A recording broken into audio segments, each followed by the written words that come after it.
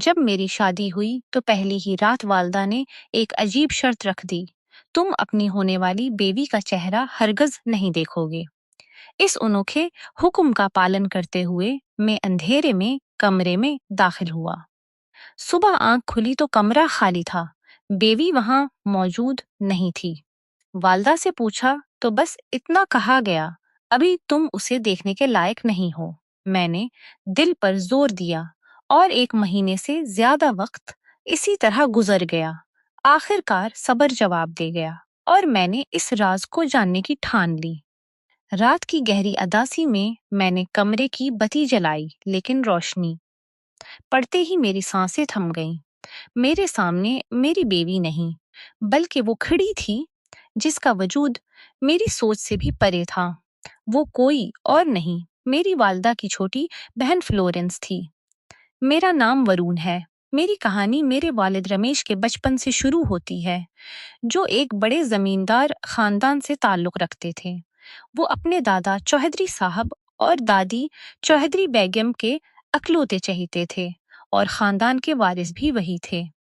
چوہدری صاحب کی آنکھوں کا تارا اور چوہدری بیگم کے راج دلارے رمیش۔ بچپن سے ہی انہیں پڑھائی کا بڑا شوق تھا۔ اکلوتے وارث ہونے کی وجہ سے ان کی ہر بات مانی جاتی تھی۔ ہائی اسکول کی پڑھائی ختم کرنے کے بعد میرے والد نے شہر جا کر اور پڑھنے کی خواہش ظاہر کی، جسے چوہدری صاحب نے فوراً ٹھکرا دیا۔ وہ نہیں چاہتے تھے کہ ان کا بیٹا ان سے دور ہو، اور نہ ہی چوہدری بیگم ان کے بغیر رہنے کا سوچ سکتی تھی۔ مگر سامنے ان کا ضدی بیٹا تھا۔ چوہدری بیگم کے کہنے پر چوہدری صاحب نے انہیں بہت سمجھایا، لیکن والد اپنی بات کا انکار برداشت نہیں کرتے تھے۔ اس بار بھی انہوں نے ضد کرنے کی ٹھان لی۔ انہوں نے غصے میں اپنا پورا کمرہ بکھیر دیا اور کھانا پینا چھوڑ دیا۔ آخر کار چوہدری صاحب کو مجبوراً انہیں اجازت دینی پڑی۔ چوہدری بیگم اب بھی ان کے جانے پر راضی نہیں تھیں۔ انہوں نے والد کو روکنا چاہا، مگر وہ نہیں مانے۔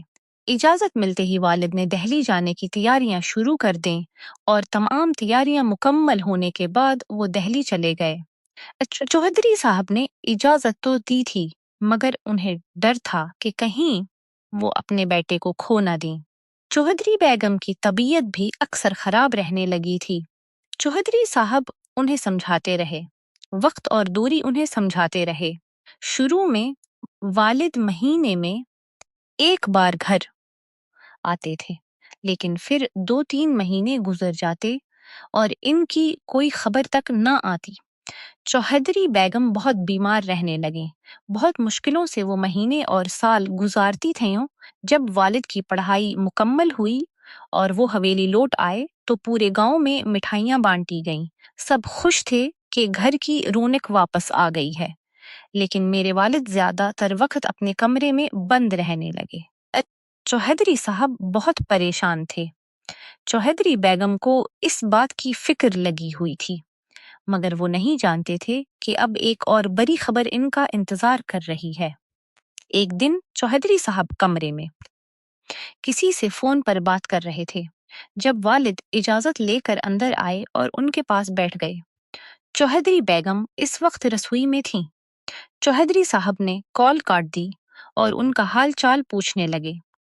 کچھ ہی دیر بعد چوہدری صاحب نے والد سے ان کے آنے کی وجہ پوچھی تو انہوں نے ایک ایسی بات بتائی جسے سن کر کچھ دیر تو چوہدری صاحب گونگے ہو گئے، مگر جیسے ہی غصے کا اثر ٹوٹا وہ غصے سے کھڑے ہو گئے اور والد کو زور زور سے ڈانٹنے لگے۔ یہ تم نہیں کر سکتے، چوہدری صاحب نے غصے سے کہا تو والد کھڑے ہو گئے۔ بابا میں یہ کر چکا ہوں، اب آپ کو اس پر ہاں کرنی ہوگی، ورنہ والد نے بھی غصے سے کہا میں ایسا کچھ نہیں کروں گا، اب تم جاؤ اپنے کمرے میں، چوہدری صاحب نے غصے سے کہا۔ اس کے بعد والد پھر سے کمرے میں بند ہو گئے۔ چوہدری بیگم نے بہت پوچھا کہ نہیں بتایا۔ پھر اچانک چوہدری صاحب نے اپنی بہن دیوی کو فون کیا اور انہیں اپنے بچوں سمیت فوراً آنے کو کہا۔ والد ہر چیز سے بے خبر تھے۔ وہ کمرے میں بند یہی سوچ رہے تھے کہ کیا کریں کہ اس طرح چوہدری صاحب کو اپنی پسند کے لیے راضی کریں، کیونکہ اپنی محبت سے دستبردار ہونا ان کے لیے سب سے مشکل تھا، مگر وہ نہیں جانتے تھے کہ یہ مرحلہ جلدی ہی انہیں پار کرنا ہے۔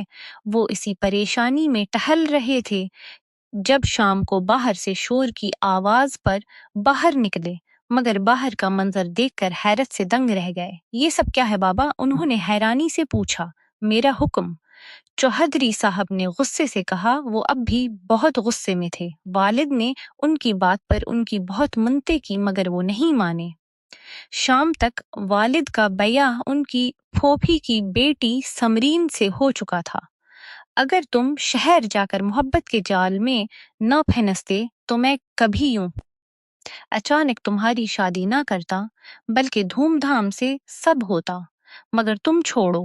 اب میری بات یاد رکھنا، اگر کبھی تم نے سمرین کو دکھ دینے کی کوشش کی تو میں تمہیں جائیداد سے نکال دوں گا۔ چوہدری صاحب کی یہی دھمکی تھی جس پر والد مجبور ہو گئے اور چپ رہے۔ صرف گزرتا گیا۔ میں ان کا اکلوتا بیٹا ہوں۔ ماں اور والد کے تعلقات کبھی اچھے نہ رہے۔ میں 2 سال کا تھا جب چوہدری صاحب اور چوہدری بیگم کی موت ایک حادثے میں ہو گئی۔ پوری حویلی میں شوق کا ماحول تھا، لیکن حیرت کی بات یہ تھی کہ میری ماں سمرین مطمئن لگ رہی تھی۔ وقت پر لگا کر گزر رہا تھا۔ میں اس وقت 6 سال کا تھا جب ایک روز ماں کو کمرے میں کچھ پڑھتے سنا۔ میں بھاگ کر کمرے کے دروازے تک گیا تو میری سانسیں تھم گئیں۔ انہیں اس حالت دیکھ کر میں فوراً گھر سے باہر بھاگ گیا۔ اب یہ روز کا معمول بن گیا تھا۔ وہ روز یوں ہی کمرے میں بیٹھی کچھ پڑھتی، جس کی وجہ سے میں انہیں دیکھ کر اور سن کر ڈر اور خوف سے گھر سے نکل جاتا۔ میری عمر 10 برس ہو چکی تھی، لیکن ابھی تک ان کی یہ عادت نہیں بدلی تھی۔ میں اب سمجھنے لگا تھا کہ وہ کیا کر رہی ہیں، مگر کبھی بولنے کی ہمت نہ ہوئی، نہ ہی کبھی والد کو بتانے کی کوشش کی۔ ویسے بھی والد سویرے کے نکلے، رات گئے، واپس آتے۔ اسی وجہ سے ماں کا مزاج ہمیشہ اکھڑا رہتا۔ جب میری عمر 15 سال تھی تو ایک دن والد جلدی گھر لوٹ آئے۔ میں اس وقت حویلی کے دروازے پر بیٹھا تھا، کیونکہ اندر ماں کہ کچھ پڑھنے کی وجہ سے ماحول ڈراؤنا ہو چکا تھا۔ مجھے ان کے پڑھے ہوئے الفاظوں سے ڈر لگتا تھا، اسی لیے باہر نکل جاتا۔ اس دن بھی یہی ہوا۔ میں باہر بیٹھا تھا جب اچانک ایک گاڑی میرے پاس رکی۔ میں نے نظر اٹھا کر دیکھا تو سامنے والد کو دیکھ کر ڈر گیا۔ ورون، تم یہاں کیا کر رہے ہو؟ تم یہاں کیا کر رہے ہو؟ والد نے مجھے اٹھاتے ہوئے پوچھا، مگر اگلے ہی لمحے ان کے سوال سے ڈر گیا۔ کچھ نہیں بابا، میں بس یوں ہی بیٹھا تھا، میں نے اپنے خوف پر قابو پاتے ہوئے کہا۔ وہ گہری نظروں سے مجھے گھورنے لگے، پھر بولے، اچھا تو چلو اندر۔ وہ مجھے ساتھ اندر داخل ہونے لگے تھے۔ مجھے ڈر تھا کہ کہیں وہ ماں کو وہ سب کرتے دیکھ کر غصہ نہ کریں۔ میں نے ان کا ہاتھ پکڑ لیا۔ والد مجھے حیرت سے دیکھنے لگے اور کہا، تم عجیب حرکتیں کر رہے ہو۔ میں نے ان سے باغ میں چلنے کی ضد کی تو وہ کچھ دیر مجھے دیکھتے رہے، پھر بولے، نہیں میں تھک گیا ہوں، کل چلیں گے۔ انہوں نے میرا ہاتھ تھام کر کہا، نہیں بابا، مجھے ابھی جانا ہے۔ میں نے بھی ان کے ہاتھ کو کھینچتے ہوئے کہا، ٹھیک ہے چلتے ہیں، میں کپڑے بدل لوں۔ وہ پھر سے اندر جانے لگے۔ میں نے ان کے سامنے ہاتھ کر کے انہیں روک دیا۔ بابا رہنے دیں، آ کر بدل لیجیے گا، ابھی چلے۔ میں نے معصوم سی شکل بناتے ہوئے کہا، تو وہ ٹھیک ہے کہہ کر میرے ساتھ باغ کی طرف چل پڑے۔ وہاں ہم آدھا گھنٹہ رکھے۔ میں سارا راستہ دعا کرتا رہا کہ ماں فارغ ہو چکی ہو۔ حویلی میں داخل ہونے ہی میری جان میں جان آئی۔ ماں کو نوکرانی کے ساتھ رسوئی میں جاتے دیکھ کر بابا اوپر کمرے میں چلے گئے۔ کچھ دن گزرے تھے جب میں نے ماں سے بات کرنے کا سوچا۔ میں بھلے ہی عمر میں 15 سال کا تھا، مگر میرا دماغ بڑا ہو چکا تھا۔ جو بچہ روز بروز اپنے ماں باپ کی لڑائی سنے گا، وہ بچہ نہیں رہے گا۔ یہی حال میرا ہوا تھا۔ میرے ماں باپ نے کبھی نہیں سوچا کہ میں بھی ان کے درمیان ہوں۔ وہ ہر وقت لڑتے، جب بھی سامنے ہوتے میں ان سے دور ہو چکا تھا، مگر انہیں پرواہ نہ تھی۔ میں پہلی دفعہ یوں ماں سے بات کرنے کا ارادہ رکھتا تھا۔ السلام علیکم، کیسی ہیں ماں جی؟ میں نے ان کے پاس پڑی خالی کرسی پر بیٹھتے ہوئے پوچھا۔ السلام علیکم، وہ جواب دیتی ہوئی پھر سے اپنے کام میں مصروف ہو گئی۔ ماں جی، آپ یہ سب کیوں کرتی ہیں؟ یہ نہ کیا کریں؟ اگر والد کو پتہ چل گیا تو میں رک رک کر بول رہا تھا۔ جب وہ مجھے گھورنے لگی، میں نے گلا صاف کیا۔ دیکھیے ماں جی، یہ غلط کام ہے۔ اگر والد کو پتہ چلا تو وہ بہت غصہ کریں گے۔ میں آپ دونوں کا غصہ برداشت نہیں کر سکتا۔ میں نے انہیں بہت سمجھایا مگر وہ نہیں مانی۔ سچائی کب تک چھپتی؟ ایک روز میں کمرے میں بیٹھا پڑ رہا تھا، جب باہر سے والد کے چلانے کی آواز پر باہر بھاگا تو سامنے کا منظر دیکھ کر میرا دماغ گھوم گیا۔ جس کا ڈر تھا وہی ہوا۔ والد ماں پر غصہ کر رہے تھے اور وہ بھی دو بدو جواب دے رہی تھی۔ میں بھاگ کر ان کے قریب گیا۔ پاپا پاپا میری بات سنیں، میں نے انہیں روکتے ہوئے کہا۔ نہیں ورون، تم نہیں جانتے یہ کیا کر رہی تھی، والد نے غصے سے کہا، مگر میری بات سن کر وہ بے حس ہو گئے۔ تم جانتے تھے؟ انہوں نے بے یقینی سے پوچھا۔ وہ کچھ دیر بعد حویلی سے نکل گئے اور اس دن کے بعد وہ واپس نہیں لوٹے۔ انہوں نے کہیں باہر ہی ٹھہرنا شروع کر دیا۔ دن گزر رہے تھے۔ مجھے اب بہت پریشانی ہوتی کہ وہ واپس کیوں نہیں آ رہے۔ میں نے ان سے مل کر سب کچھ ٹھیک کرنے کا سوچا اور انہیں ڈھونڈنے لگا۔ کئی دن یوں ہی لگ گئے مگر وہ مجھے کہیں نہ ملے۔ ایک روز میں حویلی کے دروازے پر کھڑا تھا، یہی سوچتا ہوا کہ وہ کہاں جا سکتے ہیں، جب اچانک میری نظر سامنے پڑی تو میں پلٹنا بھول گیا۔ سامنے کا منظر دیکھ کر دل کی دھڑکن رک گئی۔ یوں لگ رہا تھا جیسے سب ختم ہو رہا ہو، کچھ بھی نہ بچا ہو۔ میری سانسیں اکھڑ رہی تھیں۔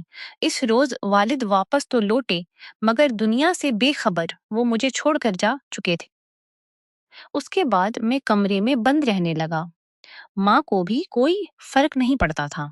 میں سو رہا تھا جب کسی نے زور زور سے دروازہ کھٹکھٹانا شروع کر دیا۔ میں نے تکیا کانوں پر رکھا مگر پھر بھی شور کانوں سے ٹکرا کر میری نیند خراب کر رہا تھا۔ میں نے غصے سے اٹھ کر بغیر چپلیں پہنے دروازہ کھولا تو سامنے ایک لڑکی کھڑی تھی۔ بڑی ماں کہہ رہی ہیں کھانا کھا لیا کر۔ اس نے مجھے دیکھتے ہوئے کہا، کون ہو تم؟ میں نے غصے سے پوچھا تو اس کا جواب سن کر میری آنکھیں کھلی کی کھلی رہ گئیں۔ بھابھی ہوں، وہ بولتے ہی چلی گئی۔ شاید وہ ڈر چکی تھی۔ میں نے بغیر اس پر توجہ دیے واپس دروازہ بند کیا اور لیٹ گیا۔ شام کو ماں نے مجھے اپنے کمرے میں بلایا تو میں نہ چاہتے ہوئے بھی چلا گیا۔ مجھے تم سے بات کرنی ہے، بات سننی ہے۔ انہوں نے بات شروع کی۔ میں ان کے بدلے ہوئے لہجے پر حیران تھا۔ خیر کچھ بھی ہو، میری ماں تھی، وہ احترام ضروری تھا۔ میں چاہتی ہوں تم زمینوں کے کام سنبھال لو۔ ان کی بات سن کر پہلے میں نے ناسمجھی سے انہیں دیکھا، پھر بات سمجھ آنے پر گہرا سانس لیتے ہوئے کھڑا ہو گیا۔ ٹھیک ہے، کہتے ہی میں واپس چلا گیا۔ میں 20 سال کا ہو چکا تھا۔ اپنی پڑھائی کے ساتھ سارے معاملات سنبھال کر میں نے اپنی زندگی کو مشکل بنا لیا تھا۔ ماں مجھ سے خوش تھی۔ میں نے انہیں کبھی کچھ غلط نہیں کہا تھا۔ میں زمینوں سے واپس آیا تو گھر میں رونق سی محسوس ہوئی۔ لاؤنج میں کچھ لوگ بیٹھے تھے، انہیں سلام علیکم کرتا ہوا میں کمرے میں چلا گیا۔ اگلی صبح ناشتہ کی میز پر ماں نے مجھے مخاطب کیا، دیکھو ورون، تمہاری عمر اب شادی کی ہو چکی ہے، اب تمہاری شادی ہو جانی چاہیے۔ میں ان سے اس بات کی توقع اتنی جلدی نہیں رکھتا تھا، اس لیے چپ رہا، بغیر جواب دیے ہی اٹھ گیا۔ شام کو جب میں اندر داخل ہوا تو پھر سے وہ میرے سامنے کھڑی تھی۔ ورون کچھ پوچھنا تھا۔ انہوں نے پھر سے کہا، دیکھیے ماں میں تیار نہیں ہوں۔ میں نے انہیں دیکھتے ہوئے کہا، میں کافی تھک چکا تھا اور اب آرام کرنے کے لیے جلدی کمرے میں جانا چاہتا تھا، مگر ماں شاید بحث کرنے کی تیاری میں تھی۔ کافی دیر بحث کے بعد وہ جیت گئی اور میں ہار مانتا ہوا کمرے میں چلا گیا۔ گھر میں اب میری شادی کی تیاریاں چل رہی تھیں۔ ماں بہت خوش تھی۔ مجھے انہیں خوش دیکھ کر خوشی ہوئی۔ میں نے ابھی تک نہ بہو کو دیکھا تھا نہ اس کے بارے میں کچھ پوچھا تھا۔ حیرت کی بات یہ تھی کہ ماں نے بھی اس کا ذکر نہیں کیا تھا۔ میں بھی اپنی دنیا میں مگن تھا۔ والد کے چلے جانے کے بعد بیٹا چکی میں پیسے آٹے کی طرح ہوتا ہے۔ میرا بھی یہی حال ہوا تھا۔ روز صبح جلدی جانا، رات دیر تک کام کرنا۔ میں اپنی یہ حالت کسے بتاتا؟ ماں کو تو میری فکر تھی نہیں۔ میری فکر شروع سے ہی والد کو تھی، ان کے علاوہ کسی کو نہیں۔ میں تھکا ہارا آتا تو ماں نوکرانی سے کہہ کر کھانا لگوا لیتی۔ مجھے بھی اب خاص فرق نہیں پڑتا تھا۔ ماں نے مجھے بازار جانے کا کہا تو میں نے انکار کر دیا۔ انہوں نے سب کچھ خود خریدا۔ شادی کا دن بھی آ پہنچا۔ ہلدی کی رسم کے بعد میں فارغ ہو کر اپنے کمرے میں آ گیا۔ باہر اب بھی شور ہو رہا تھا۔ میں نے تکیہ کانوں پر رکھا اور سو گیا۔ اگلے دن بارات تھی۔ رخصتی کے بعد میں گھر آیا تو ماں نے مجھے مہمانوں کے پاس بیٹھنے کا کہا۔ مجھے سخت چڑھ تھی یوں بیٹھنے سے، مگر مجبوری تھی۔ ماں کا حکم تھا، میں بیٹھ گیا۔ رات کا بج گیا جب میں نیند کا بہانہ کرتا کمرے کی طرف جا رہا تھا۔ ورون دیکھو بیٹا، ابھی ٹھیک وقت نہیں، ابھی تم اپنی دلہن سے نہیں مل سکتے، اسی لیے ایسا کر رہی ہوں۔ ماں نے سمجھانے کے انداز میں کہا۔ میں نے ناسمجھی سے انہیں دیکھا۔ کیا مطلب ماں جی؟ میں نے تنگ آ کر پوچھ لیا۔ ورون تم ابھی اپنی دلہن سے نہیں مل سکتے۔ انہوں نے ایک بار پھر وہی کہا۔ مگر کیوں؟ میں نے بے ساختہ پوچھ لیا۔ کیونکہ ابھی وقت نہیں، میری بات سمجھو بیٹا۔ وہ میرے چہرے پر نرمی سے ہاتھ پھیرتی بولی۔ ٹھیک ٹھیک ہے ماں جی، شب بخیر، میں نے کہا اور کمرے میں چلا گیا۔ اندر داخل ہوا تو اندھیرے نے میرا استقبال کیا۔ میں نے پہلے غور سے سب کچھ دیکھنے کی کوشش کی مگر کچھ دکھائی نہ دیا۔ میں سیدھا جا کر لیٹ گیا۔ اگلے صبح جب اٹھا تو کمرہ خالی تھا۔ میں باہر گیا تو صرف ماں بیٹھی تھی۔ میں نے ان سے ناشتہ کا پوچھا تو انہوں نے نوکرانی سے کہہ کر ناشتہ لگوا دیا۔ میں نے ناشتہ کے دوران اپنی بیوی کا انتظار کیا مگر وہ نہیں آئی۔ ماں جی آپ کی بہو کہاں ہے؟ میں نے عام سے لہجے میں پوچھا۔ کہاں تو تھا، ابھی صحیح وقت تو نہیں ہے۔ اگر دوپہر سے شام اور شام سے رات ہو گئی، مگر وہ مجھے کہیں نظر نہ آئی۔ رات کو پھر ماں نے وہی کہا جو پچھلی رات کو کہا تھا۔ ایک ہفتہ اسی طرح گزرا۔ انہوں نے ولیمہ بھی نہیں ہونے دیا اور مجھے اسے دیکھنے سے بھی منع کیے رکھا۔ میں پریشان ہونے لگا کہ آخر کیوں وہ میرے سامنے نہیں آتی۔ اسی سوچ سے اب غصہ آ رہا تھا جو دن بدن بڑھتا چلا گیا۔ 1 مہینہ ہو گیا۔ غصہ اس قدر تیز ہوا کہ رات کو کمرے میں جاتے ہی بلب روشن کیا، لیکن جیسے ہی نظر بستر پر پڑی تو میری سانس اٹک گئی۔ غصے کی جگہ حیرت نے لے لی۔ میں ہکا بکا سامنے اپنی بیوی کو دیکھ رہا تھا جو کوئی اور نہیں بلکہ میری ماں کی چھوٹی بہن فلورنس تھی۔ تم یہاں کیا کر رہی ہو؟ میں نے غصے سے پوچھا۔ رات کے بج رہے تھے، اپنے شوہر کے پاس ہوں، اس نے نارمل انداز میں جواب دیا۔ میرا دماغ پورا گھوم چکا تھا۔ مجھے یقین نہیں ہو رہا تھا کہ وہ میری بیوی ہے۔ کیا ماں میرے ساتھ یہ ظلم کر سکتی ہے؟ میرے دل نے سوال کیا۔ بکواس بند کرو اور نکلو یہاں سے، میں نے غصے سے کہا۔ میرا دماغ بھٹنے لگ چکا تھا۔ دیکھو ورون، میری بات سنو، وہ میرے پاس آتے ہوئے سکون سے بولی۔ مجھے کچھ نہیں سننا، میں نے اس کا بازو پکڑتے ہوئے باہر لے جاتے کہا۔ ماں جی، ماں جی، ماں جی۔ میں چلا رہا تھا، اس وقت میں بالکل ہوش میں نہیں تھا۔ اتنا بڑا دھوکا ہوا تھا میرے ساتھ اور میں احتراماً چپ رہا، یہی سوچ کر کہ میری ماں میرا اچھا سوچ رہی ہیں۔ کبھی کبھی ہم اس قدر بے وقوف ہو جاتے ہیں کہ سب ہمیں پاگل سمجھتے ہیں۔ میں نے آنکھیں کیا بند کی، میری اپنی ماں نے ہی میری اپنی ماں نے ہی مجھے اندھا سمجھ لیا۔ میں نے اس دن ماں کے سامنے اپنی بیوی اور ماں کی بہن کو ان کے سامنے لا کر کھڑا کیا اور پوچھا کہ وہ میری بیوی کیسے؟ تو ان کا جواب سن کر میں پتھر کا ہو گیا۔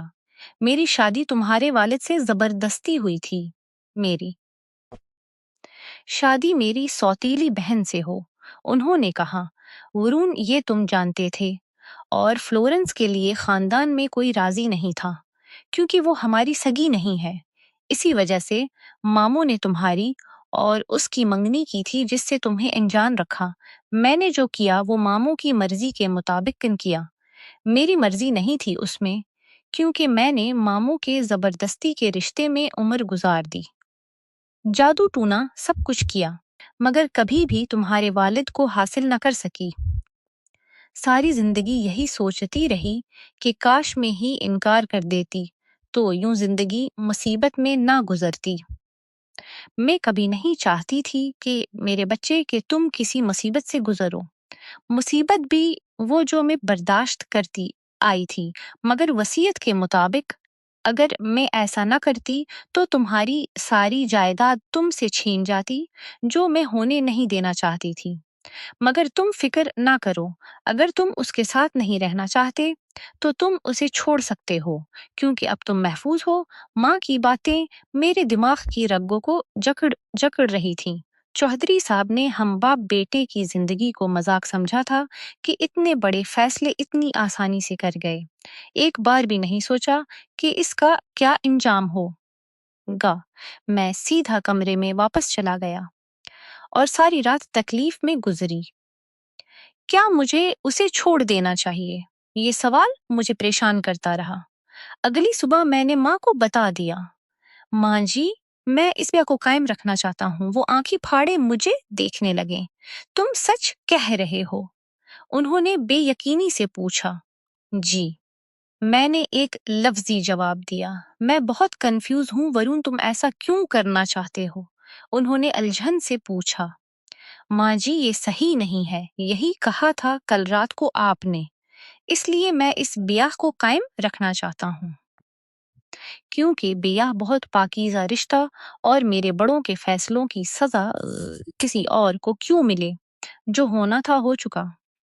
اب میں اور غلط فیصلے برداشت نہیں کر سکتا۔ آپ ولیمے کی تیاری کریں۔ میں نے کہا تو وہ میری پیشانی چومتی پوچھنے لگے۔ تم خوش ہو ورون؟ ان کے پوچھنے پر میں مسکراتا ہوا میں سر ہلا دیا۔ میں بالکل ٹھیک ہوں اور خوش ہوں، بے فکر رہیں آپ۔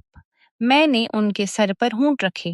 وہ میری ماں تھی اور ماں باپ برا نہیں کرتے، کبھی بھی نہیں۔ فلورنس بہت اچھی طرح سے سب کچھ سنبھالتی ہے اور سب کا خیال رکھتی ہے۔ میں آج بھی خوش ہوں۔ ماں باپ برا نہیں کرتے، مگر کبھی کبھی ان کے فیصلوں کا انجام برا بن جاتا ہے، جس سے اولاد کی زندگی پر اثر پڑتا ہے۔ اسی لیے والدین کو چاہیے کہ فیصلے کرتے وقت سوچ لیا کریں۔